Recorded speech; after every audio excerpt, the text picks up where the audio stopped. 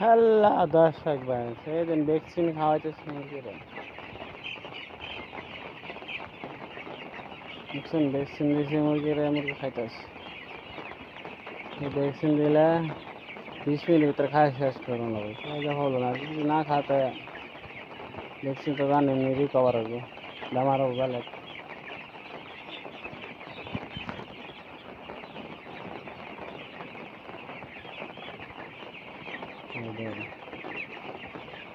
বিস্তারিত জানবো হলে আমার ইউটিউব চ্যানেলটা একবার দেখে আসুন।